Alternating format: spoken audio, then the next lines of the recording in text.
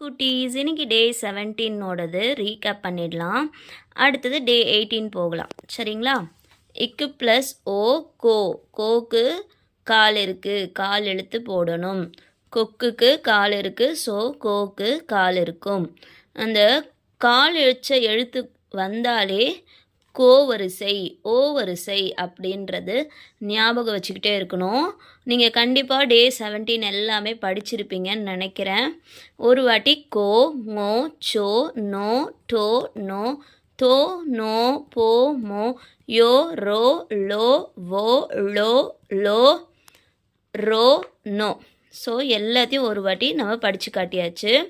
நீங்கள் நல்லா படிங்க. இக்கு ப்ளஸ் ஓ கோன்னு சொல்லிட்டு நல்லா படிச்சிங்கன்னா தான் டே 17 நல்ல மனப்பாடம் ஆகிடும். இப்போது டே 18ஓட வேர்ட்ஸ் படிக்கலாம். எப்படி நம்ம எழுத்தை கூட்டி படிக்கலாம் அப்படின்னு பார்ப்போம். இந்த மாதிரி எழுத்து கேட்டிருக்காங்க, டக்குன்னு உனக்கு ஞாபகம் இல்லைன்னா இந்த எழுத்தாவது ஞாபகம் இருக்கும். அப்போது இக்கு ப்ளஸ் ஓ கோ, கோ இக், இக்கு ப்ளஸ் ஊ கு. அப்போது கோ இக்கு, கொக்கு அப்படின்னு நீங்கள் ரீட் பண்ணிடணும்.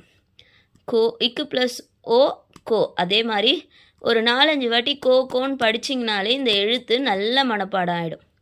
கோ டி, கொடி. தோ இட்டி, தொட்டி.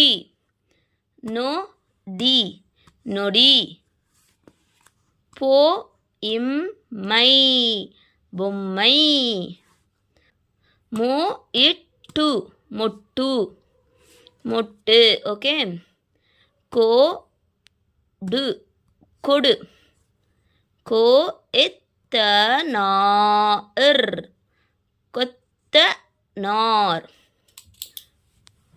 கொத்த நார். இது தனித்தனியாக பிரிங்க. கொத்த நார், கொத்த நார், கொத்தனார்.